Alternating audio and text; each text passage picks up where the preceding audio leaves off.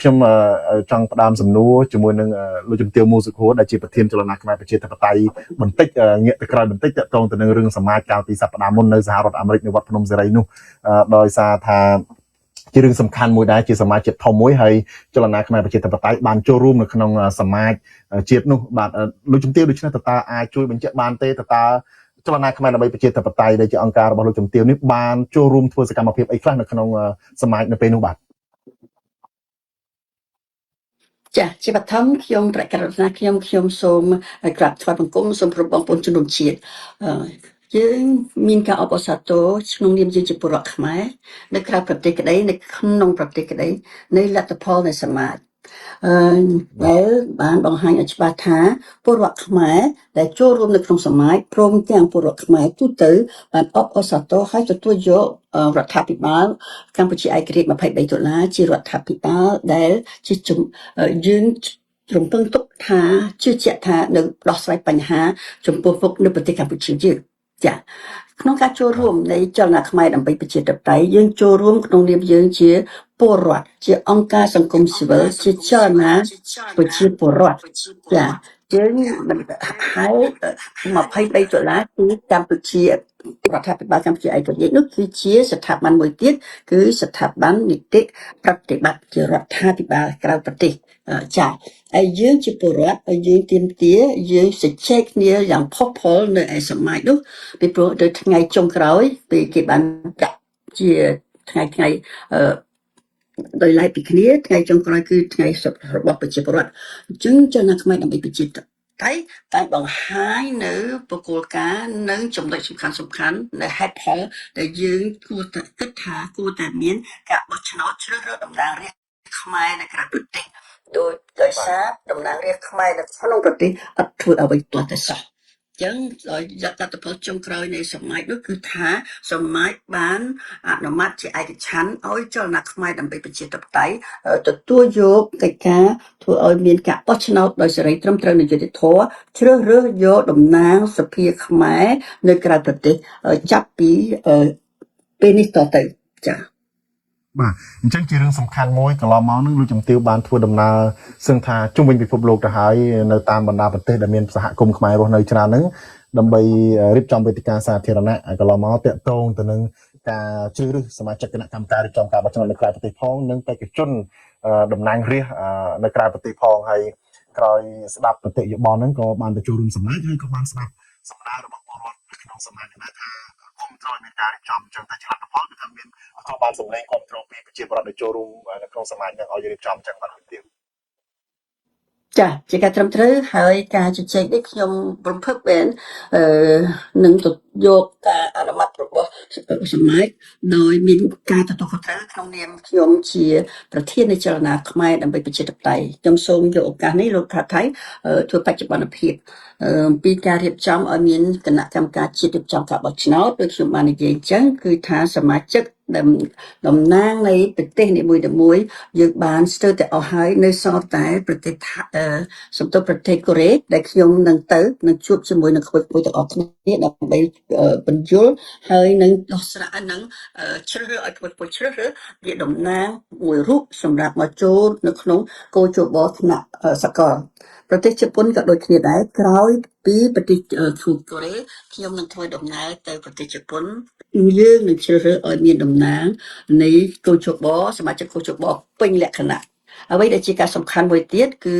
ការអង្គសមាជបានជជែកឡើងផុសផុលអំពីអាសនៈនៃសភាខ្មែរនៅក្រៅប្រទេសតើយើងគួរយក65សម្លេងអាសនៈឬមួយក៏យើងយក125អាសនៈបានជជែកគ្នាបើសិនជាឥឡូវសម្រេចបានថាចាប់ផ្ដើមពី63អាសនៈជាអាណត្តិទី1ហើយអាណត្តិនៃសមាជិកនៃសភាខ្មែរនៅក្រៅប្រទេសមាន2ឆ្នាំក្នុងមួយអាណត្តិហើយយើងនឹងបន្តរហូតដល់បានអាសនៈ125ចា៎ហើយដូចបានជាយកអាសនៈនេះតិចមិនដូចយកតាមដូចនៅស្រុកខ្មែរមាន125អាសនៈតែម្ដងហើយមានអាណត្តិ4ឆ្នាំឬក៏5ឆ្នាំបាទមានរយៈពេលខ្លីបាទអរគុណដោយសារយើងបានជជែកគ្នាឡើងផុសផុលមែនទែនហើយខ្ញុំសប្បាយរីករាយដែលឃើញថាលទ្ធិប្រជាធិបតេយ្យនៅពេលសម័យនេះគោលការណ៍នេះយើងយកមកគ្រប់ ពីព្រោះយើងជាខ្មែរនៅក្រៅប្រទេសហើយសង្ឃឹមថានៅខ្មែរនៅក្នុងប្រទេសនឹងមានឱកាសមកបញ្ចេញមតិអារម្មណ៍របស់ខ្លួននៅសម័យនៅប្រទេសកម្ពុជានៅថ្ងៃណានៅពេលឆាប់ៗនេះហេតុដែលយើងយក63អាសនៈពីព្រោះជាអាណត្តិទី1ជាលើកដំបូងបំផុតចឹងអង្គសមាជក៏យល់ឃើញថាគួរតែយើងយកឲ្យមានជាក់ស្ដែងជាការចាប់ផ្ដើមឲ្យបានសុក្រិតពិតប្រាកដហើយយើងនឹងបន្តទៅទៀត2ឆ្នាំដោយសារយើងបើសិនជា4ឆ្នាំយូរពេកណាចាយើងយក2ឆ្នាំជាការចាប់ផ្ដើមហើយនឹងមួយរៀងរាល់អាណត្តិពេលបោះឆ្នោតគឺយើងបង្កើនអាសនៈដើម្បីពង្រឹងហើយធ្វើការសកម្មភាពនោះឲ្យបានជាក់ស្ដែងជូនផលជាក់ស្ដែងជូនទៅដល់ពលរដ្ឋខ្មែរនៅក្នុងប្រទេសនិងក្រៅប្រទេសផងដែរចា៎បាទអរគុណលោកជំទាវដូច្នេះងាកមករឿងសមាជរឿងរៀបចំវេទិកាសាធារណៈនៅឯកូរ៉េខាងត្បូងវិញលោកជំទាវក៏មកចូលរួមនៅក្នុងវេទិកានេះឥឡូវនេះលោកជំទាវមកដល់កូរ៉េហើយឬក៏នៅសហរដ្ឋអាមេរិកនៅឡើយទេបាទចាខ្ញុំនឹងចេញដំណើរយប់នេះពីសហរដ្ឋអាមេរិកពីរដ្ឋ Rhode Island តែខ្ញុំសូមជម្រាបទៅអង្គប្រជាពលរដ្ឋទាំងអស់ថាខ្ញុំបានក្នុងនាមជាប្រធាននៃចលនាខ្មែរដើម្បីប្រជាធិបតេយ្យបានជជែកជាមួយក្មួយនៃស្ថាប័ននៅកូរ៉េទាំងអស់មាន5ស្ថាប័ននៅកូរ៉េនឹងចូលរួមនៅក្នុងជាអ្នកប្រជាធិបតេយ្យនឹងចូលរួមរៀបចំវេទិកាហើយយើងបានជជែកគ្នាអស់រយៈពេល7-2 ខែមែនទេវិបុលហើយនឹងសម័យហើយនៅក្នុងការជជែកនេះគឺថាយើងចុះសម្រុងគ្នាមែនទែនសំណួរមានតែមួយទេណាសំណួរមានតែមួយតែយើងជាពលរដ្ឋខ្មែរយើងទុកយកទៅឲ្យទឹកដីនឹងទៅឲ្យថៃទៅឲ្យវៀតណាមទៅឲ្យប្រទេសជិតខាងឬមួយយើងជាខ្មែរទោះបីនៅក្នុងប្រទេសក៏ដោយនៅក្រៅប្រទេសយើងត្រូវតែមិនកុំឈឺចាប់តែត្រឹមតែឈឺចាប់យើងត្រូវមកជជែកគ្នារកវិធានការរកដំណោះស្រាយពិតប្រាកដចឹងក្នុងនាមខ្ញុំជាប្រធាននៃចលនាខ្មែរដើម្បីប្រជាធិបតេយ្យគឺយើងរៀបចំឲ្យមានវេទិកាសាធារណៈជជែកគ្នាតាមរបៀបប្រជាធិបតេយ្យហើយយើងយកអ្នកឯកទេសគឺរឿងព្រំដែននេះរឿងទឹកដីនេះយើងអ្នកឯកទេសរបស់យើងគឺលោកអ៊ុំសំអានដែលជាសមាជិកនៃរដ្ឋាភិបាល23ដុល្លារគាត់លោកអ៊ុំសំអានយើងស្គាល់ហើយគាត់ជាតំណាងរាស្ត្រនៃគណៈបកសង្គ្រោះជាតិគាត់បានជាប់ពន្ធនាគារ4ឆ្នាំយ៉ាងហោច4ឆ្នាំនៅក្នុងការការពារទឹកដីរបស់យើងចឹងក្មួយពួយទាំងអស់គ្នាកុំឈឺចាប់ត្រឹមតែឈឺចាប់មកជជែកគ្នារកដំណោះស្រាយរួមចា៎បាទមែនតើទៅលោកអ៊ុំសំអាននេះខ្ញុំឃើញគាត់ជាតំណាងរាស្ត្រមួយរូបដែលបានបំពេញតួនាទីនឹងល្អមែនតើក្នុងនាមជាអ្នកដែលតាមសកម្មភាពនយោបាយនៅក្នុងប្រទេសកម្ពុជានេះខ្ញុំសង្កេតឃើញថាលោកអ៊ុំសំអានបានបំពេញទូនាទីនឹងល្អជាពិសេសគឺលោកអត់ខុសពីអ្នកនយោបាយផ្សេងដែរគេថាគាត់អត់ធ្វើអ្វីនេះទេគឺគាត់គិតតែការងារមួយគឺថារឿងព្រំដែនរបស់គាត់អីចឹងទៅគាត់អត់អ្នកនយោបាយខ្លះទៅចោះចូលទៅអីចឹងទៅឬក៏ខាងតំណាងរាស្ត្រគណៈបកកណ្ដាលអំណាចនេះគឺថាអត់ធ្វើការអីទេកំពុងតែមានទូនាទីកំពុងមានភារកិច្ចនៅស្រុកខ្មែរស្រាប់ហ្នឹងក៏ប៉ុន្តែលោកអ៊ុំសំអានទោះបីជាគាត់នៅឆ្ងាយក៏ដោយនៅសហរដ្ឋអាមេរិកក៏ដោយក៏ខំធ្វើកិច្ចការងារហ្នឹងហើយមានជំហរច្បាស់លាស់ណាស់មុតស្រួចមែនទែននៅក្នុងរឿងការពីបូរណភាពទឹកដីអធិបតេយ្យភាពជាតិនេះនិងបញ្ហាជនអន្តោប្រវេសន៍អីនេះគឺថាចំជំនាញរបស់គាត់តែម្ដងហើយលោកជំទាវ មុសវក៏ជាតំណាងរាស្ត្រដែលសកម្មមែនទែនកន្លងមកទោះបីជាមិនបាននៅក្នុងប្រទេសក៏ដោយដល់ពេលនេះមិនបានបោះបង់ទូនាទីរបស់ខ្លួនមួយវិនាទីណាទេនៅក្នុងការបន្តបេសកកម្មការពីជាតិនិងជួយឆ្អាបញ្ហាសុខទុក្ខរបស់ប្រជាពលរដ្ឋខ្មែរនេះខ្ញុំចង់ញាក់សំណួរមកលោកលួនវិបុលម្ដងលោកលួនវិបុលដែលជាតំណាងយុវជននៅកូរ៉េខាងត្បូងនេះតើវេទិកាសាធារណៈនេះលោកលួនវិបុលរៀបចំបែបណាដែរនៅឯកូរ៉េនេះរៀបចំបែបណាហើយបានជាដាក់វេទិកាសាធារណៈនេះស្ដីពីដំណោះស្រាយបញ្ហាព្រំដែនកម្ពុជាថៃនោះបាទ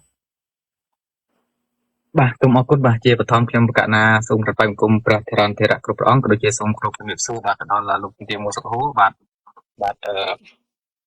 សម្រាប់សម្រួលក៏ដូចជាបងសានសម័យរួមទាំងប្រិយមិត្តដែលកំពុងតែតាមដានបាទទូរទស្សន៍អាស៊ីសេរីផងដែរបាទតាក់ទងទៅនឹងសំណួរនេះគឺពិតជាមានសារៈសំខាន់បាទសម្រាប់បាទយុវជនបាទហេតុអីបានជាចលនាខ្មែរដើម្បីប្រជាធិបតេយ្យ KMD ព្រួយផ្ដើមឲ្យមានបាទវេទិកាសាធារណៈនេះឡើងបាទពីព្រោះយើងដឹងហើយនៅពេលដែលបង្កើតវេទិកាសាធារណៈបាទឬក៏គេហៅថា យើងនិយាយថាសិក្ខាសាលាហ្នឹងណាបាទគឺវាពិតជាផ្ដល់អត្ថប្រយោជន៍ជាច្រើនទៅដល់ប្រជាពលរដ្ឋទៅដល់យុវជនទៅដល់មិនថានិស្សិតស្ត្រីឬការអីទេនៅពេលដែលមានវេទិកាតែងតែមានវាគ្មិនកិត្តិយសចូលរួមហើយមិនត្រឹមតែមានវាគ្មិនកិត្តិយសដែលមានជំនាញទេថែមទាំងមានបាទស្ថាប័នខាងកូរ៉េចូលរួមផងដែរនេះជាចំណុចពិសេសនៅគ្រប់វេទិកាទាំងអស់នៅពេលដែលបង្កើតឡើងឲ្យមានជាវេទិកាសាធារណៈគឺត្រូវបានមតិចម្រុះយកទៅជជែកដេញដោលសួរវាគ្មិនបង្ហាញអ្វីដែលថ្មីដែលខ្លួនបានទទួលចំណេះដឹងជំនាញពីលើទឹកដីដែលខ្លួនរស់នៅបាទយកទៅចែករំលែកនៅអង្គវេទិកាទាំងមូលក៏ដូចជាសាធារណជនខ្មែរនៅទូទាំងពិភពលោកជាពិសេសទៅដល់ពលរដ្ឋខ្មែរនៅឯព្រះរាជាណាចក្រកម្ពុជាឲ្យបានដឹងថាអ្វីដែលពួកគាត់ទៅចូលរួមគាត់លើកឡើងនេះជាក្តីកង្វល់សម្រាប់ខ្លួនគាត់ឬក៏ជាក្តីកង្វល់រួមរបស់ជាតិរបស់ប្រជាពលរដ្ឋដែលមានឈាមជ័រជាខ្មែរដូចគ្នាដូច្នេះហើយបានជារាល់វេទិកាមិនថាតែនៅប្រទេសកូរ៉េឬក៏បណ្ដាប្រទេសផ្សេងទេជាក់ស្ដែងកាលពីប្រហែលថ្ងៃមុនដែលដូចបាទខាងអ្នកកំណត់សម្គាត់បានលើកឡើងខាងដើមអញ្ចឹងនៅឯសហរដ្ឋអាមេរិកគឺមានសមាជបាទជាតិសហគមន៍បាទពលរដ្ឋខ្មែរនៅឯបាទសហរដ្ឋអាមេរិកហ្នឹងគឺមានការឃើញចូលរួមយ៉ាងផុសផុលហើយមិនមែនត្រឹមតែអ្នកចូលរួមត្រឹមតែសហរដ្ឋអាមេរិកទេគឺពុកម៉ែបងប្អូនអ្នកប្រជាធិបតេយ្យមកពីគ្រប់ទ្វីបបាទមិនថាញូហ្សេឡង់អូស្ត្រាលីសហគមន៍អឺរ៉ុបទេគឺបានបាទធ្វើដំណើរបាទ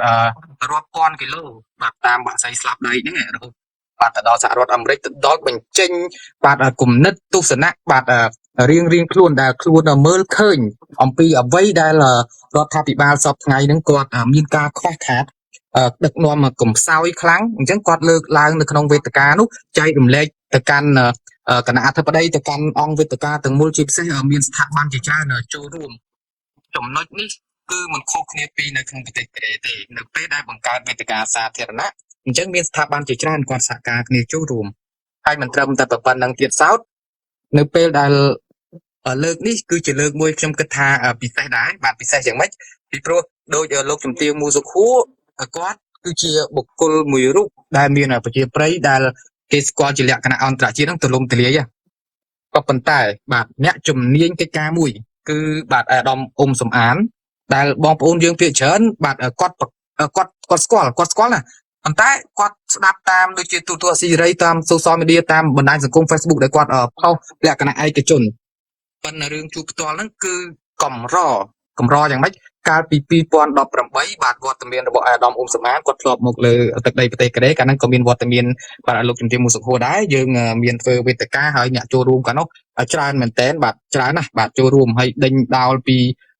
ប្រធានបទតាក់ទងទៅនឹងរឿងបញ្ហាដំណោះស្រាយដូចគេនៅក្នុងស្រុកខ្មែរអញ្ចឹងលើកនេះមិនមែនអ្វីខុសពីលើកមុនទេគ្រាន់តែប្រធានបទយើងវាជាប្រធានបទក្តៅយ៉ាងម៉េចពីព្រោះវេទិកាសាធារណៈនិយាយអំពីដំណោះស្រាយចំនួនព្រំដែនកម្ពុជាថៃអញ្ចឹងនៅពេលដែលយើងមើលទៅលើចំណងជើងនៃប្រធានបទតើវាគ្មិនដែលគាត់នឹងចូលរួមមិនមែនត្រឹមតែលោកជំទាវ មូសុខួរមិនមែនត្រឹមតែអាដាមអ៊ុំសំអានក៏មានវត្តមានបាទលោកជុនច័ន្ទបុតដែលជាអ្នកសារព័ត៌មានបាទដែលមានប្រជាប្រិយភាពអញ្ចឹងគាត់មានតិចនៅក្នុងការផ្ដល់នៅជំនាញចំណេះពីព្រោះហេតុអីនៅពេលដែលយើងមានបញ្ហាថៃធ្វើការឆ្លៀនពៀនមកលើព្រះរាជាកម្ពុជារបស់យើងឃើញវិស័យសារព័ត៌មាននៅក្នុងស្រុកខ្មែរគឺត្រូវបានបាទបិទគប់បាទអញ្ចឹងអាព័ត៌មានទលំទលាយហ្នឹងឲ្យចេញក្រៅទៅកាន់អន្តរជាតិដើម្បីគេឈរខាងយើងដើម្បីគេចង់ការពារយើងហ្នឹងអញ្ចឹងវាមានចន្លោះខ្វះខាតដូច្នេះហើយសម្រាប់បងប្អូនជាយុវជននៅក្នុងប្រទេសកូរ៉េដែលមករស់នៅប្រទេសប្រជាធិបតេយ្យប្រទេសសេរីភាពពេញលេញដែលគេផ្ដល់សិទ្ធិសេរីភាពឲ្យយើងមិនថាផ្នែកវិស័យសេដ្ឋកិច្ចការងារចូលរួមសកម្មភាពនយោបាយសពបែបយ៉ាងគឺច្បាប់គេបើកទលំទលាយមែនទែននៅពេលដែលបងប្អូនដែលកំពុងតែរស់នៅប្រទេសកូរ៉េបាទបានដឹងបានយល់បានឃើញផ្ទាល់ភ្នែកពីរបៀបដឹកនាំនៅក្នុងប្រទេសកូរ៉េក៏ដូចជាប្រជាពលរដ្ឋគេចូលរួមយ៉ាងសស្រាក់សស្រាំជាមួយនឹងជីវភាពនយោបាយបញ្ចេញនៅសិទ្ធិសម្លេងរបស់ខ្លួនបងប្អូនត្រូវតែក្លាហានបាទយកអ្វីដែលបងប្អូនមានមើលឃើញនៅក្នុងប្រទេសគេហើយនិងនៅក្នុងប្រទេសយើងតើវាខុសគ្នាយ៉ាងម៉េចបាទនៅថ្ងៃ22ហ្នឹងបងប្អូនមកចូលរួមបាទពិតជាមិនខុសបំណងទេតើលោកមានបងថាមានអ្នកចូលរួមច្រើនទេលោកបាទនឹងមានយុវជនអីនៅកូរ៉េខ្មែរយើងនៅកូរ៉េនេះចូលរួមច្រើនទេនៅវេទិកាសាធារណៈលើកនេះ បាទតាក់ទងទៅនឹងបាទនេះជាសំណួរមួយដែលល្អជាធម្មតានៅពេលដែលយើងធ្វើកម្មវិធីយើងតែងតែចង់បានចំនួនជាក់លាក់ក៏ប៉ុន្តែចំពោះចំនួនជាក់លាក់គឺជារឿងមួយដែលពិបាកសម្រាប់ក្រុមការងារបាទសហការធ្វើការជាមួយគ្នានឹងក្នុងការប្រម៉ូទយើងដឹងហើយនៅពេលដែលបងប្អូនគ្រប់ស្ថាប័នទាំងអស់គាត់ខ្នះខ្នែងគាត់ផុសផុលមែនតើផុសលើបណ្ដាញសង្គមsocial media ដូចជាប្រព័ន្ធ Facebook TikTok អីហ្នឹងធ្វើជាវីដេអូផងធ្វើជារូបភាពផងហ្នឹងគាត់បានផុសជូនដំណឹងបាទមកដល់ពេលនេះចិត្តខ្ទង់កំឡុងមួយខែហើយអញ្ចឹងយើងមើលទៅការផុសផុលហ្នឹងយើងមើលទៅដូចឃើញជាសស្រាក់សស្រាំដែរក៏ប៉ុន្តែចំនួនដែលគាត់ផ្ដល់លក្ខណៈយើងចង់បានជាបញ្ជីចំនួននេះគឺជាពិបាកអានេះនិយាយប្រាប់ត្រង់តែម្ដងទៅកាន់បងប្អូននៅកំពុងតែតាមដានស្ដាប់វិទ្យុអស៊ីសេរីផងដែរយើងដឹងហើយបងប្អូនប្រជាពលរដ្ឋខ្មែរយើងបើទោះបីជាគាត់ដឹងថាយើងមានវេទិកាហ្នឹងគាត់ដឹងមុន3អាទិត្យឬក៏មួយខែក៏ដោយក៏គាត់មិនទាន់ហ៊ានមានឆន្ទៈពិតប្រាកដក្នុងការថាអូវេទិកានេះគឺជាវេទិកាដែលល្អតាក់ទងទៅនឹងផលប្រយោជន៍ប្រទេសជាតិតាក់ទងទៅនឹងផលប្រយោជន៍ប្រជាពលរដ្ឋអញ្ចឹងគាត់ដឹងថ្ងៃមុនហើយអញ្ចឹងថ្ងៃគឺថ្ងៃអាទិត្យទៀតឬក៏ថ្ងៃសៅរ៍ឥឡូវខ្ញុំនិយាយថាដោយសារយើងដឹងថ្ងៃហើយថ្ងៃទី22គឺចំថ្ងៃអាទិត្យអញ្ចឹងថ្ងៃអាទិត្យភាគច្រើននៅក្នុងប្រទេសកូរ៉េគឺគេអត់ធ្វើការទេគេសម្រាកបាទអញ្ចឹងបើគេសម្រាកគាត់ដឹងថ្ងៃហើយបើទោះបីជាក្រុមហ៊ុនតម្រូវឲ្យសង្កាក់ផលិតកម្មនឹងបញ្ញត្តិយ៉ាងណាក៏ដោយបានន័យថាយើងត្រូវធ្វើការពីដើមខែរហូតមកដល់ចុងខែហ្នឹងហើយយើងដឹងព័ត៌មាននេះមុនទៀតអញ្ចឹងយើងប្រាប់ទៅខាងក្រុមហ៊ុនទៅតកែទៅថាមកដល់ថ្ងៃទី22បាទចំថ្ងៃអាទិត្យហ្នឹងគឺបើមានការងារក៏ដោយខ្ញុំសូមសម្រាប់ខ្ញុំអត់អាចធ្វើការបានទេខ្ញុំសូមសម្រាប់យកពេលមួយថ្ងៃដើម្បីទៅចូលរួមបាទវេទិកាបាទព្រោះវេទិកាហ្នឹងគឺមានសារៈសំខាន់ណាស់សម្រាប់ប្រទេសជាតិរបស់ខ្ញុំក៏ដូចជាបាទប្រជាជនរបស់ខ្ញុំអញ្ចឹងគាត់ប្រាប់រឿងហ្នឹងទៅកាន់តកែក្រុមហ៊ុនទៅហើយគាត់តាក់ទងមកក្រុមការងារដូច្នេះមានអាចឧបសគ្គសំខាន់មួយគឺពាក់ព័ន្ធនឹងរឿងការងារដែលអាចឧបសគ្គសំខាន់ដែរនៅក្នុងការសម្រេចចិត្តចូលរួមភ្លាមហ្នឹងប៉ុន្តែយ៉ាងណាក៏ដោយអាចក៏មានការចាប់អារម្មណ៍ចូលរួមដែរប៉ុន្តែមិនទាន់សម្រេចចិត្តថាអាចមានពេលឬអត់ជួនកាលដល់ថ្ងៃនោះហើយតើកែឲ្យមកធ្វើការងារបន្ថែមអីចឹងទៅបាទហើយលោកបលឲ្យយោបល់ថាគួរតែមានឆន្ទៈច្បាស់លាស់ព្រោះជារឿងកិច្ចការងារជាតិប្រយោជន៍ខ្លួនឯងប្រយោជន៍ប្រទេសជាតិខ្លួនឯងអញ្ចឹងទៅអាចប្រាប់តកែមុនមានកម្រងអីមុនច្បាស់លាស់អញ្ចឹងទៅក៏ប៉ុន្តែខ្ញុំដឹងព័ត៌មានចចាមអារាមទេថានៅថ្ងៃនោះនៅពេលដឹងថាខាងយុវជនដែលស្រឡាញ់ជាតិអ្នកដែលប្រជាធិបតេយ្យរៀបចំវេទិកាសាធារណៈដែលនិយាយអំពីបញ្ហាជាតិបញ្ហាព្រំដែននេះគឺថាមានក្រុមផ្សេងទៀតដែលជាអ្នកគ្រប់គ្រងបកកណ្ដាលអំណាចអីមានការសម្រួលពីខាងស្ថានទូតនេះបានរៀបចំវេទិកាសបាយជុំជុំមួយដែរដើម្បីកុំឲ្យគេទៅចូលរួមច្រើននេះដើម្បីបំបែកសម្លេងអីចឹងទៅដើម្បីកុំឲ្យនេះគឺថាមានការរៀបចំអញ្ចឹងមែនទេឬក៏មិនដែរបាទជាការពិតជាធម្មតានៅពេលដែលយើងមានវេទិកាតាក់ទងទៅនឹងរឿងរោគដំណោះស្រាយជូនប្រទេសជាតិជូនប្រជាពលរដ្ឋជារឿងអតិភិបគឺបាទមានភាគីបង្ខាងទៀតបាទគាត់តែងតែបង្កើតព្រឹត្តិការណ៍បាទចំថ្ងៃជាមួយយើងផងដែរបាទរឿងនេះមិនមែនតែទៅពេលថ្មីនេះទេគឺដូរគេហៅថាដូរមន្ត្រីទូតហ្នឹង3មន្ត្រីទូតហើយទូតថ្មីហ្នឹងគឺតាំងពីមុនតាំងពីប្រហែល 4-10 ឆ្នាំមុនក៏ដូចគ្នាដែរនៅពេលដែលយើងមានវេទិកាធំឬក៏វេទិកាដែលតាក់ទងប្រធានបទសំខាន់អញ្ចឹងគឺគេតែងតែយកលក្ខណៈតារាមកដើម្បីបង្កើតភាពសប្បាយយើងដឹងការសប្បាយមិនមែនថាយើងមិនឲ្យសប្បាយទេប៉ុន្តែយើងត្រូវមើលពេលមើលកលៈទេសៈហើយបានជាយើងនិយាយបែបហ្នឹងពីព្រោះនៅពេលដែលថៃកំពុងតែចូលទន្ទ្រានបន្តទន្ទ្រានកាន់កាប់ដែនអធិបតេយ្យនៃប្រទេសកម្ពុជារបស់យើងអ្វីដែលយើងគួរធ្វើគឺជំរុញសហការសាមគ្គីគ្នាបាទជំរុញឲ្យរដ្ឋាភិបាលត្រូវរកដំណោះស្រាយបាទពន្លឿនធ្វើយ៉ាងណាដើម្បីនេះយកអ្វីដែលជារបស់យើងឬក៏រោគដំណោះស្រាយជូនដល់បងប្អូនដែលកំពុងតែភៀសទឹកមានបញ្ហាហ្នឹងឲ្យវាឲ្យការបង្ហាញភាពកក់ក្ដៅមកកាន់ប្រជាពលរដ្ឋក៏ដូចជាអ្នកប្រឆាំងឬក៏អ្នកមាននិន្នាការផ្សេងហើយយើងដឹងហើយនៅក្នុងប្រទេសកូរ៉េនេះនៅពេលដែលប្រជាពលរដ្ឋគេមានបញ្ហាកាត់ទុកអីមួយអញ្ចឹងទោះបីតែបុនបញ្ហាសំខាន់យ៉ាងណាក៏ដោយគឺគេផ្អាកសិនគេផ្អាកក៏ប៉ុន្តែកាលណាបើនិយាយរឿងបែបនេះបាទតាក់ទងរឿងកម្មវិធីនេះបាទខ្ញុំសូមបញ្ជ្រាបពីយើងដឹងនយោបាយសេដ្ឋកិច្ចគឺត្រូវដើរជាមួយនឹងវប្បធម៌ដូចគ្នាវប្បធម៌ក៏ជារឿងមួយដែលសំខាន់ដែរកាលណាវប្បធម៌និងសេដ្ឋកិច្ចដើរទៅទឹមគ្នាអាហ្នឹងជាតិយើងគឺគេទទួលស្គាល់លេចធ្លោហើយក៏ប៉ុន្តែក្នុងកំឡុងពេលនេះយើងមើលអ្នកដែលគាត់កំពុងតែរងគ្រោះនៅតាមបណ្ដោយព្រំដែនកម្ពុជាថៃ ដែលគាត់កំពុងតែភៀសសឹកដែលប្រជាពលរដ្ឋខ្ទង់រាប់បានអាមើនអ្នកដែលមិនទាន់បានទៅកាន់ទីជម្រករបស់គាត់នោះអញ្ចឹងយើងសួរថាការធ្វើកម្មវិធីសប្បាយហ្នឹងតើសមរម្យសមហេតុផលទេខ្ញុំយើងដឹងថាវាជាសិទ្ធិរបស់ពុកម៉ែបងប្អូនមិនថាកម្មវិធីចូលឆ្នាំអីទេយើងអត់មានហាមឃាត់បងប្អូនទេពីព្រោះវាជាសិទ្ធិហើយអ្វីដែលយើងចង់បានបាទយើងចង់ឃើញនៅពេលការធ្វើនោះទៀតសោតបើសិនជាគាត់ធ្វើចុះតាមបែបដូចជាបុណ្យជាតិចូលឆ្នាំខ្មែរប្រពៃណីហ្នឹងវាជារឿងរបស់ជាតិអញ្ចឹងយើងធ្វើបែបធម្មតាទៅកុំឲ្យមានការដាក់ការរួមលេងសប្បាយទៅអាហ្នឹងវាដូចជាអត់សមរម្យទេពីព្រោះយើងដឹងកាលណាយើងលើកឡើងយើងនិយាយបែបនេះប្រកបណាស់មតិមួយខាងទៀតឬក៏យុវជនដែលគាត់ស្រឡាញ់ចូលចិត្តការសប្បាយបាទគាត់មិនខ្វល់អំពីសុខទុក្ខប្រទេសជាតិអំពីសុខទុក្ខរបស់ប្រជាពលរដ្ឋគាត់បាទប្រកាសណាស់មិនយកអាហ្នឹងមកដាក់នៅក្នុងក្រអៅបេះដូងគិតឲ្យស៊ីជម្រៅដោយពួកយើងដែលកំពុងតែខ្វាយខ្វល់ឲ្យហេតុអីពីព្រោះនៅពេលដែលយើងដឹងថាភាគីថៃចូលគ្រប់គ្រងដែលអធិបតេយ្យយើងឲ្យច្រើនទីតាំងអញ្ចឹងចំណុចហ្នឹងយើងគិតសម័យក្នុងខ្លួនថាតើទីតាំងទាំងអស់ដែលថៃកំពុងតែគ្រប់គ្រងពេលបច្ចុប្បន្នហ្នឹងប្រហែលខែប្រហែលឆ្នាំដែលយើងអាចដេញរុញច្រានឲ្យគេចេញពីដែនអធិបតេយ្យរបស់យើងវិញហើយយើងយកអ្វីទៅប្រើជាគោលដើម្បីឲ្យមានប្រសិទ្ធភាពយកដែនអធិបតេយ្យរបស់យើងមកគ្រប់គ្រងវិញបាទអញ្ចឹងសូមសួរប៉ុណ្ណឹងសិនតាមពិតរឿងបញ្ហាទឹកដីដែលយោធាថៃកំពុងឈ្លានពាននេះជារឿងធំណាស់ហើយមែនទែនទៅពលរដ្ឋរាប់ម៉ឺនគ្រួសារបានបាត់បង់ដីធ្លីបាត់បង់ផ្ទះសម្បែងបាត់បង់ទ្រព្យសម្បត្តិមានស្ត្រីមានកុមារច្រើនណាស់ដែលកំពុងរស់នៅសម្បីតែពេលនេះកុមារខ្លះនឹងគ្មានទាំងទឹកដោះគោបាយផងពីព្រោះថាយើងដឹងហើយកុមារតូចរាប់ម៉ឺនដែលភៀសខ្លួនជាមួយនឹងម្ដាយកន្លងពួកសង្គ្រាមនេះពីរលើកទៅហើយលើកទី1នេះយើងដឹងថាពួកគាត់សល់លុយខ្លះដែលខំប្រឹងរកស៊ីកន្លងមកលើកទី1យកមកចំណាយមកតង់ហើយទៅវិញនេះពេលដែលគាត់ភៀសខ្លួនត្រឡប់ទៅវិញលុយហ្នឹងអត់បានរកអីផងសង្គ្រាមលើកទី2មកដល់ទៀតដូច្នេះការដែលរស់នៅនេះឥឡូវនេះប្រហែលខែមកហើយគឺ 2-3 ខែទៅហើយដូច្នេះលុយដែលគាត់ខំប្រឹងតែប្រហែលគឺខ្ទេចខ្ទីទាំងអស់ទ្រព្យសម្បត្តិដែលគាត់មានទាំងប្រហែលខ្ទេចខ្ទីទាំងអស់គឺគ្មានលុយពុកម្ដាយណាព្យាបាលឲ្យពលរដ្ឋដែលនៅព្រំដែននេះគឺបាត់បង់មុខរបរគ្មានប្រាក់ចំណូលអីទាំងអស់ដូច្នេះស្ទើរតែគ្មានលុយដើម្បីទិញទឹកដោះគោឲ្យកូនបើផងឲ្យកុមារបើផងដូច្នេះគឺថាពិតជាលំបាកពិតជាវេទនាណាស់សម្រាប់ពលរដ្ឋហ្នឹងហើយទឹកដី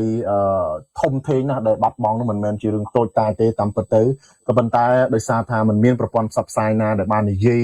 ច្រើនលម្អិតអីទេគឺថាមានការបិទបាំងច្រើនណាស់មិនឲ្យបង្ហាញព័ត៌មានទាំងអស់នេះដូច្នេះហើយទៅពលរដ្ឋយើងនឹងមិនសូវជាចាប់អារម្មណ៍ទេហើយក៏មានការពំពុលមានការពង្វក់នឹងពីខាងក្រមរដ្ឋាភិបាលតកូលហ៊ុននឹងសម្បើមណាស់ដែរយើងឃើញមកដល់ពេលនេះនឹងអាជ្ញាធរចាប់ផ្ដើមបែរជាយកចិត្តទុកដាក់នៅក្នុងការជួបប្រជុំគ្នាគិតតើចូលឆ្នាំនឹងគូរៀបចំបែបម៉េចទៅវិញជាជាងការដែលជជែកគ្នាក្នុងការស្វែងរកដំណោះស្រាយរឿងបញ្ហាព្រំដែនខុសឆ្ងាយពីក្រមយុវជននៅកូរ៉េពីក្រមចលនាខ្មែរប្រជាធិបតេយ្យអ្នកស្រីមូសុហូតដែលកំពុងជជែកគ្នាកំពុងស្វែងរកដំណោះស្រាយធ្វើយ៉ាងម៉េចដោះស្រាយបញ្ហាចំនួនព្រំដែនកម្ពុជាថៃនេះធ្វើយ៉ាងម៉េចអាចទាមទារនៅដែនអធិបតេយ្យរបស់ខ្លួនមកវិញប៉ុន្តែខាងក្រុងភ្នំពេញបែរជាជជែកគ្នាពីរឿងកម្មវិធីសប្បាយធ្វើឲ្យពលរដ្ឋនឹងសប្បាយភ្លេច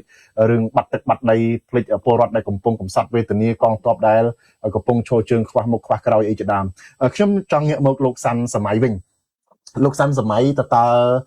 វេទិកាសាធារណៈស្ដីពីបញ្ហាដំណោះស្រាយព្រំដែនកម្ពុជាថៃនេះវាមានសារៈសំខាន់បែបណាហើយថាតើក្រៅពីបញ្ហានេះនៅក្នុងវេទិកានេះមានកម្មវិធីអ្វីផ្សេងទៀតដែរសំខាន់នៅក្នុងនឹងបាទជាបឋមសូមថ្វាយក្រាបថ្វាយបង្គំចំពោះព្រះសង្ឃព្រះអង្គនិងជំរាបសួរអ្នកនាងផងដែរហើយព្រមទាំងលោកសម្រាប់សម្រួលនិងអភិបាលហើយតទៅនេះគឺបងប្អូនយើងដែលកំពុងតាមដានទស្សនានៅទូរទស្សន៍វិទ្យុអសីសេរីបាទជាការពិតណាស់តាមពិតទៅលោកលន់បើបានរៀបរាប់ជាច្រើនហើយប៉ុន្តែខ្ញុំចង់បន្ថែមទៅលើចំណុចសំខាន់នៃការធ្វើវេទិកានេះគឺជាវេទិកាមួយដែលស្វែងរកដំណោះស្រាយមួយដែលសមស្របហើយមានឆន្ទៈពិតប្រាកដដើម្បីបញ្ជៀសវាងនៅការបាត់បង់អាយុជីវិតពលរដ្ឋនិងប្រជាពលរដ្ឋនៅតាមព្រំដែនរបស់យើងជាក់ស្ដែងយើងឃើញបាត់បង់ទាំងទ្រព្យសម្បត្តិបាត់បង់ទាំងដីធ្លីផ្ទះសម្បែងផ្សេងៗហ្នឹងគឺភាគច្រើនគឺពួកគាត់កំពុងតែរងទុក្ខវេទនាហើយគោលការណ៍ដែលយើងបង្កើតឡើងនៅពេលនេះគឺចង់ដឹងស្វែងយល់ពីឆន្ទៈរបស់យុវជនដែលរស់នៅក្នុងប្រទេសកូរ៉េនេះតើយើងសុខចិត្តបើកភ្នែកមើល នៅក្នុងពេលលក្ខណៈដែលប្រទេសយើងកំពុងតែរងគ្រោះនៅរងការឈ្លានពានពីប្រទេសជិតខាងបានដែរឬទេអានេះវាជាចំណុចសំខាន់សម្រាប់ឲ្យយុវជននៅកូរ៉េយើងព្យាយាមស្វែងយល់ឲ្យបានច្បាស់ព្រោះយើងរស់នៅប្រទេសដែលមានសេរីភាពនៅក្នុងប្រទេសកូរ៉េនេះយើងឃើញស្រាប់ហើយយើងនិយាយពីព្រឹត្តិការណ៍ការដែលលោកយុនសុយលបង្កើតច្បាប់មួយហៅថាច្បាប់អាញាសឹកប្រជាជនកូរ៉េគេសុខចិត្តណាកាត់ខែត្រជាក់សុខចិត្តដីត្រាំខំស្មៅនៅទីលានប្រជាធិបតេយ្យនៅសូអ៊ូលប៉ុន្តែក្នុងវេទិការបស់យើងនៅក្នុងបច្ចុប្បន្ននេះយើងមិនបានបង្ខំឲ្យបងប្អូនយើងទៅដេកនៅវាលត្រជាក់ឬក៏ធ្វើនៅហាលវាលទេគឺយើងធ្វើនៅទីគេហៅថាយើងមានហូលមួយសម្រាប់ទៅជែកដោះស្រាយគ្នាហើយក៏ចង់ដឹងពីមតិយោបល់របស់យុវជនយើងទាំងអស់ហ្នឹងតើយើងយល់យ៉ាងណាហើយអ្វីដែលសំខាន់នេះគឺយើងត្រូវតែស្វែងយល់ថាគ្រប់គណៈអធិបតីដែលជាវាគ្មិនសំខាន់ដូចជាលោកជំទាវមុខសំហួរក្តីដែលជាអ្នករៀបចំកម្មវិធីសភាក្រៅប្រទេសទាំងអ្នករៀបចំកម្មវិធីសម្របសម្រួលឲ្យខ្មែរដែលជាអ្នកស្រឡាញ់ប្រជាធិបតេយ្យរួមគ្នាក្តីទាំងលោកអ៊ុំសំអានដែលជាអ្នកដែលមានបទពិសោធន៍ដែលជារដ្ឋមន្ត្រីដែលជាប្រធានស្ថាប័នកិច្ចការព្រំដែននេះណាថាគាត់ឃើញបានអីខ្លះបងប្អូនគួរតែស្វែងយល់ហើយចូលរួមឲ្យបានច្រើននៅក្នុងពេលនេះពួកយើងនឹងរៀបចំវេទិកាបន្ទាប់ពីការរៀបចំវេទិកានេះគឺយើងសម្រាប់ស្ថាប័នរបស់ខ្ញុំគឺខ្ញុំមានផែនការចុះទៅតាមតំបន់នីមួយៗដើម្បីស្វែងយល់ពីពួកគាត់ផងដែរអញ្ចឹងហើយយើងអត់មាននៅស្ងៀមទេហើយខ្ញុំក៏សូមបន្ថែមទៅទៀតតាក់ទងនៅព្រឹត្តិការណ៍ថ្មីដែលពេលដែលយើងបង្កើតសកម្មភាពឬជាវេទិការបស់យើងនេះគឺមានសកម្មភាពរបស់មន្ត្រីរដ្ឋាភិបាលកំពុងតែរៀបចំមានបណ្ដាញរបស់គេគឺគេធ្វើមិនកុំឲ្យយុវជនគិតពីរឿងជាតិណាកុំឲ្យយុវជនគិតពីរឿងទឹកដីប៉ុន្តែពួកយើងនៅតែព្យាយាមតស៊ូមតិពួកយើងនៅតែព្យាយាមបង្ហាញពីឆន្ទៈមោះមុតក្នុងនាមយើងជាជាតិសាសន៍តែមួយជាសាសន៍ខ្មែរហើយយើងជាបើកភ្នែកឲ្យប្រជាពលរដ្ឋនៅតាមព្រំដែនរបស់យើងនៅជ័យដែនថៃរងគ្រោះវេទនាតឬមួយក៏ជាវស្នាក់នៅផ្ទះបណ្ដោះអាសន្នរបស់រដ្ឋាភិបាលដែរឬទេហើយក្នុងកលៈទេសៈនេះប្រជាជនកូរ៉េក្តីរដ្ឋាភិបាលកូរ៉េក្តីគេកំពុងតែស្តាមមើលយើងថាតើយើងក្នុងនាមយើងជាប្រជាពលរដ្ឋយើងចេះស្រឡាញ់ទឹកដីដែរឬអត់ខ្ញុំជឿថាបងប្អូនយើងក្នុងប្រទេសកូរ៉េនេះមិនថាខ្មែរដែលគ្រប់គ្រងរដ្ឋាភិបាលមិនថាខ្មែរដែលស្រឡាញ់អ្នកប្រជាធិបតេយ្យទេគឺមានមនសិការស្រឡាញ់ជាតិដូចគ្នាប៉ុន្តែការស្វែងយល់របស់គាត់គឺមានគំនិតមួយថាការសបាយឬការចូលរួមជាមួយរដ្ឋាភិបាលគឺជាកត្តាសំខាន់ប៉ុន្តែយើងគិតថាការធ្វើរបស់រដ្ឋាភិបាលគឺជាទង្វើមួយដែលធ្វើឲ្យយុវជនឃ្លាតឆ្ងាយពីជាតិសាសន៍ឃ្លាតឆ្ងាយពីមនសិការជាតិនិងវប្បធម៌ជាតិនិងទឹកដីរបស់ខ្លួននេះជាសារមួយដែលខ្ញុំផ្ដាំផ្ញើទៅដល់បងប្អូនដែលនៅរស់នៅប្រទេសកូរ៉េខ្ញុំអត់ទៅនិយាយទៅដល់ប្រទេសណាក្រៅទេនិយាយក្នុងប្រទេសកូរ៉េតើយើងសុខចិត្តបើកភ្នែកឃើញបងប្អូនជាពលរដ្ឋចង់សុខចិត្តបើកភ្នែកមើលកងទ័ពយើងដែលរស់នៅតាមព្រំដែនវេទនាសូម្បីតែទម្លៀកបំពាក់នេះចំណីអាហារមិនគ្រប់គ្រាន់តែយើងជឿបើកភ្នែកមើលអត់អញ្ចឹងហើយសារទាំងនេះគឺខ្ញុំសូមសំណូមពរឲ្យបងប្អូនប្រជាពលរដ្ឋយើងបង្ហាញពីមនសិការជាតិឡើងវិញណាយើងកុំមនសិការសបាយនឹងច្រើនពេកប្រពៃណីក្នុងពេលណាក៏យើងអាចធ្វើបានដែរប៉ុន្តែរឿងជាតិក្នុងពេលនេះគឺយើងមិនអាចទៅសបាយបានយើងមិនអាចបើកភ្នែកបានឃើញថាយើងបើកភ្នែកកាលណាក៏យើងឃើញតែជាតិយើងត្រូវគេរំលោភបំពានដែរណាអញ្ចឹងសូមបងប្អូនទាំងអស់គ្នាណាចូលរួមបានច្រើនកកក្នុងពេលនេះព្រោះថាពេលវេលារបស់យើងលោកសិនសម័យព្យាយាមអំពាវនាវឲ្យពលរដ្ឋចូលរួមឲ្យយុវជននៅកូរ៉េចូលរួមវេទិកាសាធារណៈនេះតើបើសិនបើគាត់ចូលរួមមានផលប្រយោជន៍មានផលចំណេញអីសម្រាប់ពួកគាត់បាទសូមអរគុណចំពោះសំណួរនេះខ្ញុំលើកតែលហិកមួយនៅថ្ងៃដែលយើងធ្វើបាតកម្ម CLV វេទិកានេះគឺអត់ខុសគ្នាពី CLV ទេនៅពេលណាដែលរដ្ឋាភិបាលចុះកិច្ចព្រមព្រៀងជាមួយនឹងប្រទេសវៀតណាមណាគឺយើងមានការជឿចាប់ទាំងអស់គ្នាព្រោះជាតំបន់អភិវឌ្ឍត្រីកោណមាននេះគឺកម្ពុជាយើងមិនអាចមានទទួលផលប្រយោជន៍អីពីសេដ្ឋកិច្ចនេះទេណាគឺយើងទទួលបានតែធ្វើកម្មករឬក៏ជាអ្នកដែលលីសៃលើកអីវ៉ាន់នេះទេគឺយើងគ្មានទទួលបានអីចំណូលសេដ្ឋកិច្ចមកជាតិទេអញ្ចឹងហើយបងប្អូនគាត់យល់ច្រើនថាបាត់បង់ទឹកដីនេះមិនមែនត្រឹមតែបាត់តែបងប្អូននៅចាំជាដែនទេគឺ4ខែតែម្ដងណា4ខែតែម្ដងប៉ុន្តែរូបភាពនេះខ្ញុំលើកឧទាហរណ៍ប្រាប់មកបងប្អូនយើងទាំងអស់គ្នានៅកូរ៉េគឺអត់ខុសគ្នាទេ យើងមើលជាក់ស្ដែងថៃគេធ្វើរូបភាពគ្រាន់តែផ្លាស់ប្ដូររូបភាពតែម្ដងនេះរូបភាពនៅខាងកើតគេយកកញ្ចេះស្ទឹងដែកស្ទឹងត្រែងមណ្ឌលគិរីអញ្ចឹងទៅណាប៉ុន្តែ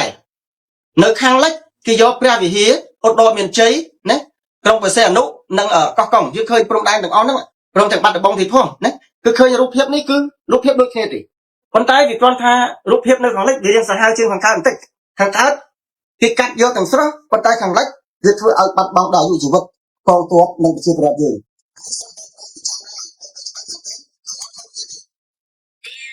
របស់ប្រទេសទាំងពីរនេះគឺគេបែងចែកគ្នារួចទៅហើយណាបងប្អូនគេមិនមែនធ្វើផែនការថ្ងៃនេះឬថ្ងៃស្អែកទេយើងឃើញស្រាប់ហើយបន្ទាប់ពីការចុះហត្ថលេខាកិច្ចព្រមព្រៀងបត់ឈប់បាញ់ណាកន្លងមកនេះតើយើងបានទទួលបាត់បង់អីខ្លះតាំងពីទីតាំង14កន្លែងដែលយើងត្រូវបាត់បង់តែពេលនេះយើងបាត់ទៅដល់40កន្លែងជាងហើយណាអានេះដែលខ្ញុំចង់បញ្ជាក់ប្រាប់ពីគោលបំណងឬអត្ថប្រយោជន៍របស់យុវជនបងប្អូនប្រជាពលរដ្ឋដែលរស់នៅប្រទេសកូរ៉េថាឲ្យស្វែងយល់ពីបញ្ហានោះទាំងអស់គ្នាបើយើងមិនខ្វាយខ្វល់ទេនោះហាក់បីដូចជាយើងលើកជើងពៀនលើកទឹកដីឬកាត់ទឹកដីឲ្យគេឲ្យដើម្បីសន្តិភាពតកូលហ៊ុនបាទ សូមអរគុណ ខ្ញុំ ថា សូម បើសិនជាយុវ ខ្ញុំ ជន សូមបង្ហាញ បានចេញ បន្ថែមបន្តិចបានទេចា៎ បាទបានសូមចេញ ហើយបីតែក្មួយវិបុលនៅក្មួយសម័យនេះជីនេះគឺឲ្យខ្ញុំមានការទទួលខុសត្រូវរឹតតែទទួលទៅទៀតហើយយើងជាពលរដ្ឋខ្មែររឹតតែទទួលខុសត្រូវទៅទៀតណាពីរំភើបណាមានមោទនភាពណាស់ដែលក្មួយចំនួននេះមានស្មារតីស្នេហាជាតិពិតប្រាកដស្មារតីស្នេហាជាតិហ្នឹងណាគឺជាគ្រឹះដែលមកធ្វើឲ្យយើងការពារប្រទេសជាតិយើងបានយើងមើលប្រទេសថៃពេលបោះឆ្នោតថ្មីនេះណាតែគេយករឿងអីយកមកធ្វើជាចំណុចសំខាន់នៅក្នុងការឃោសនាបោះឆ្នោតគេយករឿងទាមទារយកទឹកដីខ្មែរយកមកធ្វើជាប្រធានបទនៃការចុះនៃការឃោសនាបោះឆ្នោតរហូតទៅដល់គណៈបកលោកអនុទានឈ្នះឆ្នោតពលរដ្ឋថៃគេរួមកម្លាំងគ្នាសម្លេងតែមួយយកសិលឹកឆ្នោតគេយកសិទ្ធិរបស់គេមកទន្ទ្រានយកទឹកដីខ្មែរហើយគេឈ្នះពេលណាយើងរួមកម្លាំងសម្លេងតែមួយទោះបីមកលួចប្លន់អ្នកអីក៏ដោយឲ្យតែសម្លេងតែមួយគឺសម្លេងតែមួយនឹងឈ្នះហើយអញ្ចឹងយើងជាពលរដ្ឋខ្មែរនេះយើងយកសម្លេងតែមួយវិញមកការពារទឹកដីយើងបងប្អូនមួយចាបើសិនជាយើងបែកចែកគ្នាហើយយើងសើចមើលតើរដ្ឋាភិបាលនៅប្រទេសកម្ពុជាបានធ្វើអីកំពុងតែធ្វើអីយកស្រាបៀរយកដដែលនឹងយកមកធ្វើជាប្រពន្ធយកមកធ្វើជាប្រពៃនេះនៅក្នុងការអសាទរបំជាតិយើងចូលឆ្នាំជាតិយើងខុស100%អញ្ចឹងយើងត្រូវបង្ហាញមកវិញថាទឹកដីខ្មែរវប្បធម៌ខ្មែរវប្បធម៌អ្នកគិតទឹកដីនឹងប្រឡងនៃបតពលរដ្ឋខ្មែរយើងជាខ្មែរយើងការពាររួមទាំងអស់គ្នាខ្ញុំយកឱកាសនេះនៅក្នុងថ្ងៃ22ខែអាទិត្យខាងនេះសូមអញ្ជើញក្មួយគ្រប់និន្នាការអត់មានគិតអំពីនិន្នាការទេនិយាយអំពីខ្មែរតែមួយហើយយកឱកាសនេះក៏ឲ្យខាងក្មួយនៅបងប្អូននៅប្រទេសជប៉ុនត្រៀមអ្នកគ្នាថ្ងៃ29ថ្ងៃអាទិត្យអញ្ចឹងដែរយើងធ្វើវិធីការដូចគ្នារួមកម្លាំងគ្នាសម្លេងតែមួយបងប្អូនកូនចៅក្មួយថៃគេយកសម្លេងតែមួយគេយកទឹកដីយើងបានយើងយកសម្លេងតែមួយយើងមិនត្រឹមតែយើងទៀមទាយកទឹកដីយើងការពារយើងទឹកដីយើងហើយឲ្យមានការផ្លាស់ប្ដូររបៀបបោះឆ្នោតគ្រប់គ្រងប្រទេសនៅប្រទេសជាតិយើងឲ្យមកខ្លាយទៅជាប្រទេសដែលមានប្រជាធិបតេយ្យអំបញ្ញនេះលោកគិតថៃថាអត់មានអ្នកសារព័ត៌មានធ្វើរាយការណ៍មិនមែនអត់មានអ្នកសារព័ត៌មានធ្វើរាយការណ៍ពីអូស្មាច់ពីនៅប្រទេសកម្ពុជានេះមិនមែនទេដោយសាររបបនៅប្រទេសកម្ពុជាគឺបំផ្លាញបំបាក់ទឹកចិត្តអ្នកសារព័ត៌មានឯករាជ្យមិនមែនអត់មានទេគឺគេមិនអនុញ្ញាតឲ្យធ្វើឃើញទេគេយកច្បាប់គេយកច្បាប់នៃត្រកូលហ៊ុនគេមិនមែនយកច្បាប់កម្ពុជារបស់យើងនឹងកិច្ចព្រមព្រៀងសន្តិភាពទីក្រុងប៉ារីសដែលធានាសិទ្ធិមនុស្សធានាឲ្យមានលទ្ធិប្រជាធិបតេយ្យធានាឲ្យមានការបោះឆ្នោតដោយសេរីត្រឹមត្រូវនិងយុត្តិធម៌អញ្ចឹងមានតែយើងជាពលរដ្ឋទើបយើងអាចហើយយើងមានកម្លាំងគ្រប់គ្រាន់នៅក្នុងការផ្ដល់សម្លេងទៅយើងអំណាចរបស់យើងយកទៅប្រើឲ្យទៅរដ្ឋាភិបាលនៃប្រទេសកម្ពុជាដាក់ទម្ងន់ទៅលើរដ្ឋាភិបាលនៃប្រទេសកម្ពុជាឲ្យស្ដាប់ពលរដ្ឋឲ្យស្ដាប់ពលរដ្ឋ តើលោកជំទាវ ក្រៅប្រទេសដូចគ្នា តើលោកជំទាវគិតថាវេទិកាសាធារណៈដែលស្វែងរកដំណោះស្រាយបញ្ហាចំនួនព្រំដែននេះអាចនឹងបាននៅលទ្ធផលបែបណាដែរអាចនឹងដាក់ចេញនៅដំណោះស្រាយបែបណាដែរបាទ ខ្ញុំមានជំនឿច្បាស់ណាស់មានជំនឿច្បាស់ថាពលរដ្ឋខ្មែរទូទៅទាំងអស់គ្នាស្រឡាញ់ជាតិណាស្រឡាញ់ជាតិណាស់ហើយជាពិសេសយើងនៅក្រៅប្រទេសហើយក្មួយជាពលករចំណាក់ស្រុកក្មួយចង់មកត្រឡប់មកប្រទេសជាតិយើងវិញហើយក្មួយយកចំណេះដឹងដែលក្មួយចង់បានស្រូបពីប្រទេសថៃប្រទេសជប៉ុនប្រទេសកូរ៉េប្រទេសម៉ាឡេស៊ីទាំងអស់ពួកមីងក៏អញ្ចឹងដែរយើងស្រូបយកការដែលយើងរៀនសូត្រពីលទ្ធិប្រជាធិបតេយ្យពីក្រៅយកមកទៅបំរើប្រទេសជាតិយើងវិញនេះជាការរំពឹងទុកនៅពេលដែលមានវេទិកាយើងមានអ្នកឯកទេសយ៉ាងហោចណាស់ទៅក៏យើងរៀនសូត្រយកបានទទួលយកព័ត៌មានពិតថាតើព្រំប្រទល់ខ្មែរថៃវៀតណាមនៅត្រង់ណាទីតាំងយកអីធ្វើជាផ្ោះតាងនឹងយើងជាពលរដ្ឋយើងត្រូវមានចំណេះដឹងយើងត្រូវមានការពិចារណាទើបយើងការពារទឹកដីអញ្ចឹងសារវេទិកានេះយ៉ាងហោចដល់យើងដែលមកចូលរួមនៅព័ត៌មានការពិតទើបការពារទឹកដីយើងបានការពារវប្បធម៌ការពារប្រលឹងជាតិយើងបានទៅយកការពិតទៅចូលរួមដើម្បីយកការពិតហើយយើងពិចារណាទាំងអស់គ្នាយកសម្លេងយើងតែមួយបន្តកិច្ចការបន្ថយអរគុណដល់ក្មួយសម័យអរគុណដល់ក្មួយវិបុលដល់អ្នកដទៃទៀតដែលឃើញគេមានការទទួលខុសត្រូវយកវេទិកានឹងហើយបានមកហើយគេយកព័ត៌មាននឹងទៅផ្សព្វផ្សាយនៅមូលដ្ឋាននៅកូរ៉េនៅជប៉ុនទាំងអស់នេះគឺជាការទទួលខុសត្រូវមានមោទនភាពមែនទេចានៅភាពការទទួលខុសត្រូវនៃក្មួយទាំងអស់គ្នាបាទសូមអរគុណបាទជាចុងក្រោយខ្ញុំសូមផ្ដល់ឱកាសឲ្យលោកវិបុលហើយបន្ទាប់មកលោកសាន់សម័យតើមានអ្វីចង់បន្ថែមជាចុងក្រោយទេបាទសូមចេញបាទ បាទសូមអរគុណបាទហ្នឹងហើយខ្ញុំសូមមកបន្ថែមពីលើអ្វីដែលបាទលោកជំទាវគាត់បានមានប្រសាសន៍តាក់ទងទៅនឹងបាទសម្លេងរួមបាទរបស់ពលរដ្ឋថៃក៏ដូចជាអ្នកនយោបាយថៃយើងឃើញហើយនៅពេលដែលមានសង្គ្រាមឈ្លានពានបាទផ្ទុះបាទយ៉ាងខ្លាំងហ្នឹងយើងគិតថានៅពេលដែលថៃរៀបចំការបោះឆ្នោតគឺប្រកាសណាស់ថាគណៈបកបាទលោកអនុទានដែលគាត់ជានាយករដ្ឋមន្ត្រីពេលបច្ចុប្បន្ននេះថាអាចនឹងមិនឈ្នះឆ្នោតទេប្រជាពលរដ្ឋមិនបោះឲ្យទេក៏ប៉ុន្តែការគិតបាទការផ្ទុយបាទស្រឡះជាមួយនឹងគំនិតរបស់អ្នកហៅថាជាតិនិយម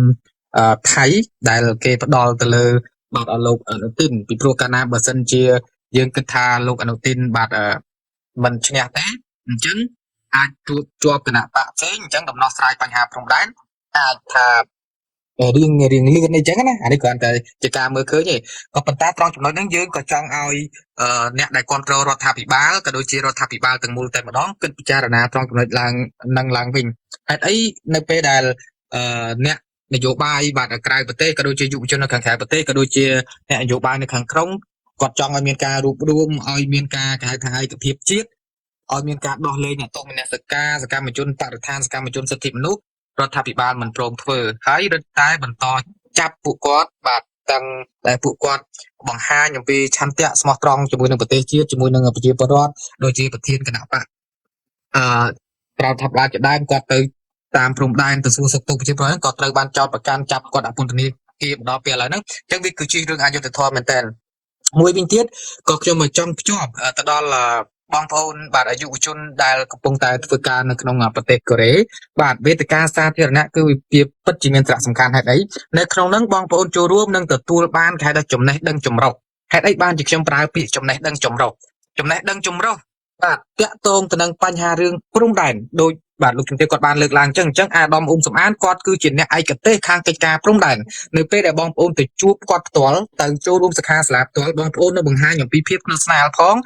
រៀននៅអ្វីដែលគេហៅថាការពិតអំពីរឿងដែនសីមារបស់ប្រទេសកម្ពុជារបស់យើងនឹងច្បាស់បាទ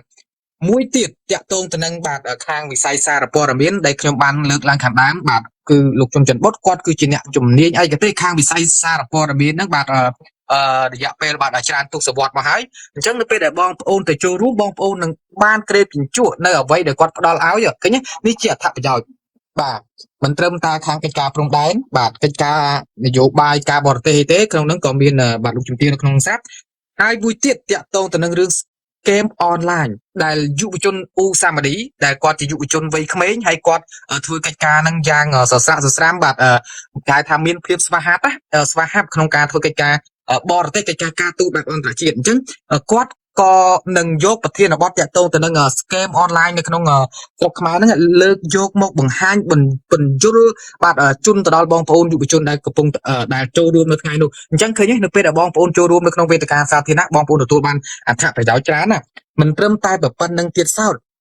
និយាយអំពីដំណោះស្រាយរួមនៅក្នុងស្រុកខ្មែរហើយនឹងអ្វីដែលជាបញ្ហានៅស្កេកស្កះដែលរដ្ឋាភិបាលកម្ពុជារាល់ថ្ងៃដែលដោះស្រាយមិនចេញអញ្ចឹងបងប្អូនតែងតែលើរឿងបញ្ហាពុករលួយរឿងបញ្ហា scam online ហេតុអីបានជាដោះស្រាយនឹងយឺតប្រព័ន្ធរដ្ឋបាលនឹងធ្វើការយ៉ាងម៉េចអូខេអញ្ចឹងខ្ញុំភ្ជាប់ជាមួយនឹងរឿងយុវជនបាទនៅក្នុងប្រទេសនេប៉ាល់បន្តិចចុះកាលពីថ្ងៃទី5មិនិនាបាទពីអាទិត្យមុននេះនៅក្នុងប្រទេសនេប៉ាល់បាទគឺមានការបោះឆ្នោតបាទជ្រើសរើសនាយករដ្ឋមន្ត្រីប្រធានាធិបតីអញ្ចឹងនេប៉ាល់គឺគេជាប់យុវជនវ័យក្មេងដែលជាអតីតតារា rap hip hop មកដល់ពេលនេះគឺគាត់មានអាយុ35ឆ្នាំបានន័យថាខែក្រោយគាត់នឹងចូល36ឆ្នាំគាត់កើតឆ្នាំ1990អញ្ចឹងគាត់មានវ័យតែ35ឆ្នាំទេអញ្ចឹងនៅពេលដែលយុវជននៅនេប៉ាល់ចន្លោះពីអាយុ13 14រហូតដល់ខ្ទង់30ជាងនេះគាត់មានការនឿយណាយជាមួយនឹងការគ្រប់គ្រងបែបចាស់គម្រិលរបស់មេដឹកនាំនៅក្នុងប្រទេសនេប៉ាល់ហ្នឹងអញ្ចឹងគាត់ត្រូវតែសម្រេចចិត្តធ្វើការបោះឆ្នោតបាទដូរយកយុវជនដែលមានគំនិតថ្មីអញ្ចឹងធ្វើឲ្យអាសនៈ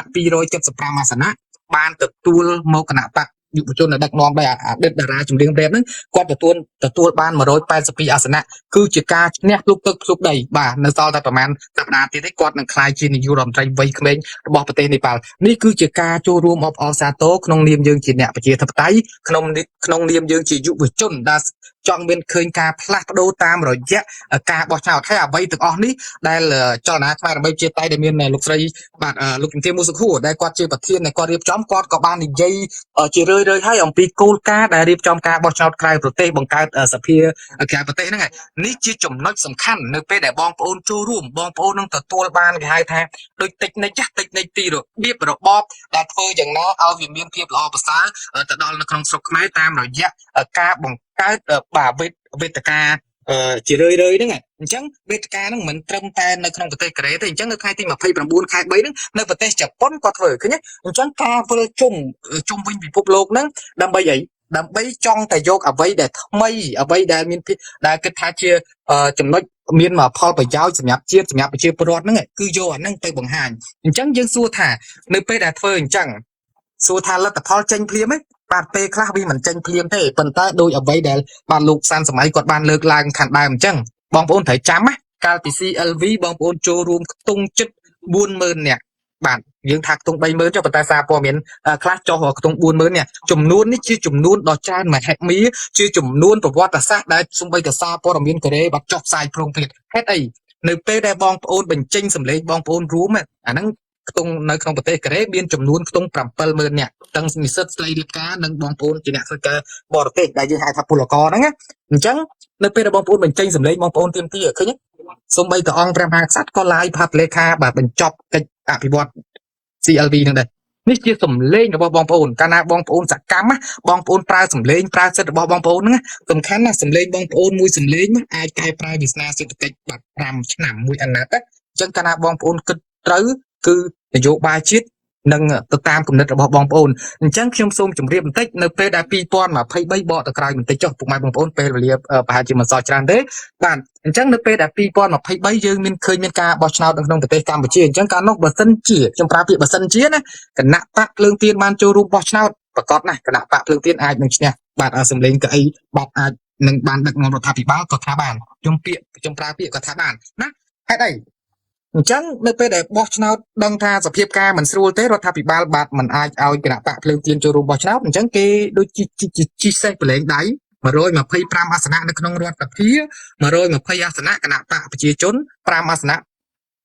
គណៈបកហ៊ុនស៊ិនប៉ិចអញ្ចឹងនៅពេលដែលមានចំនួនព្រំដែនថៃចូលឈ្លានពានទឹកដីកម្ពុជាយើងមើលឃើញថាតំណាងរាស្ត្រទាំង125រូបនោះគាត់ប្រជុំបាត់បន្ទាន់នឹងប្រហែលដងហើយសម្រាប់រកដំណោះស្រាយជូនជាតិសម្រាប់រកដំណោះស្រាយជូនប្រជាពលរដ្ឋអញ្ចឹងវាអត់ឃើញអញ្ចឹងកាលណាបើអត់ឃើញបាទ ខ្ញុំសង្ឃឹមថាយុវជនអ្នកគ្រប់គ្រងគណៈបកប្រជាជនណានឹងប្រើបេះដូងបាទបើកបេះដូងឲ្យទលាយ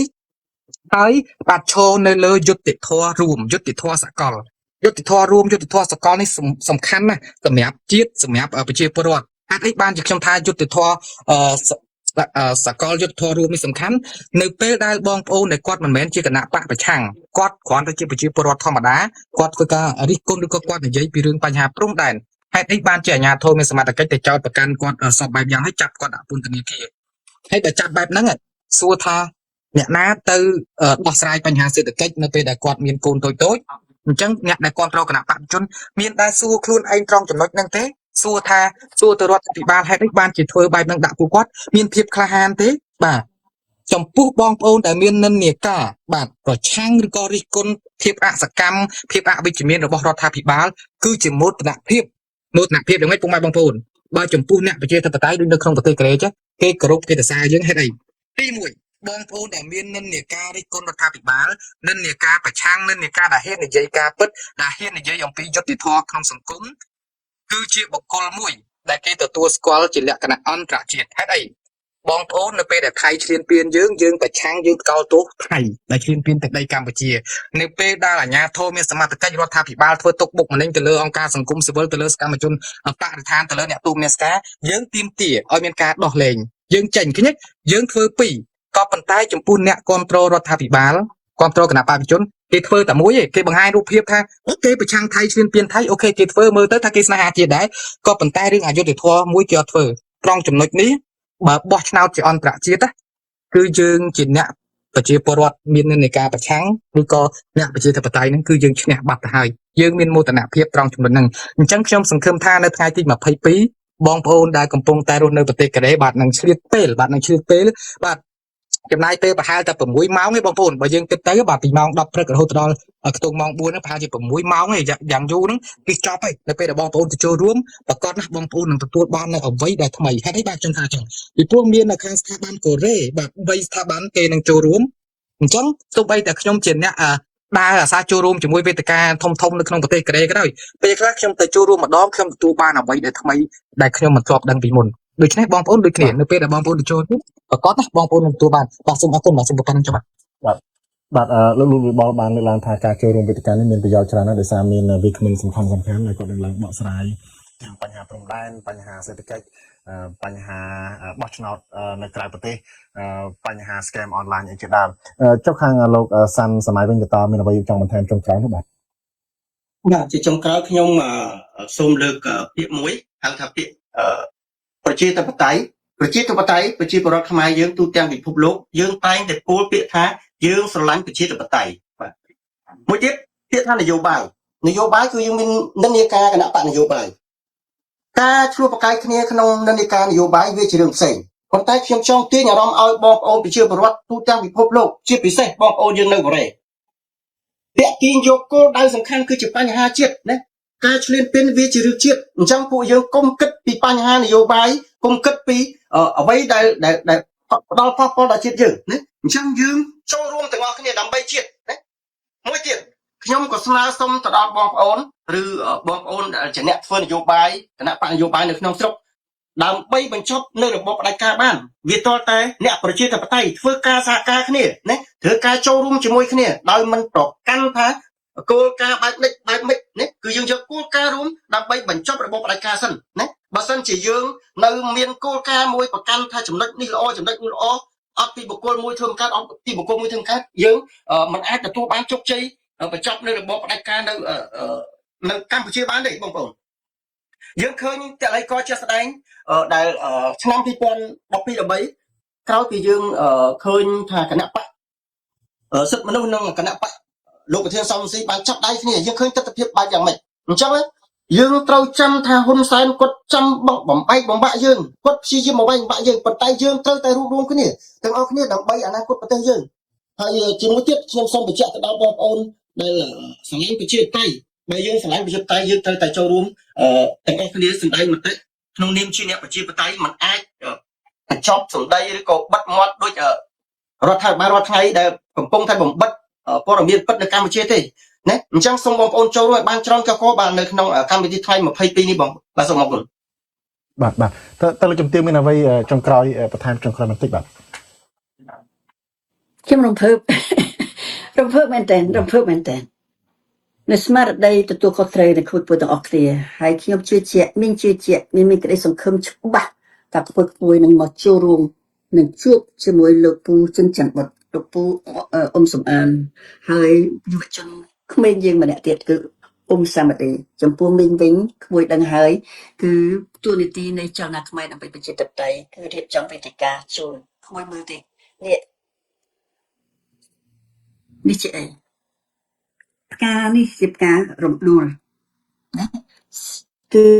ជានិមិត្តរូបនៃប្រទេសកម្ពុជាប្រលឹងជាតិយើងអង្គរវត្តតើផ្កានេះអ្នកណាអ្នកធ្វើស្នាដៃរបស់អ្នកណាស្នាដៃនៃក្មួយជា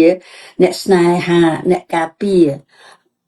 ធម្មជាតិមេដាធម្មជាតិតែអ្នកទាំងអស់នោះនៅឯណានៅពន្ធនាគារអ្នកទាំងអស់នោះចាក់ផ្កានេះធ្វើផ្កានេះយកមកឲ្យយើងពាក់ទាំងអស់គ្នាក្មួយយ៉ាងហោចយើងត្រូវយល់ថាស្ប្រលឹងនៃអ្នកស្នេហាជាតិនៅជាប់ពន្ធនាគារនោះមិនមែនទេគាត់ផ្ញើសារមកឲ្យយើងការពារជានិច្ច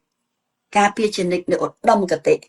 ប្រលឹងអ្នកស្នេហាជាតិទោះបីជាអ្នកបរិស្ថានទោះបីជាអ្នកនយោបាយជាអ្នកសេដ្ឋកិច្ចអ្វីក៏ដោយជាពលរដ្ឋធម្មតាសម័យធម្មតាក៏ដោយយើងរួបរวมគ្នាជាជាតិតែមួយ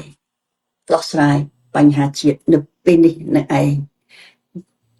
សូមអបអរសាទរជាថ្មីម្ដងទៀតនៃ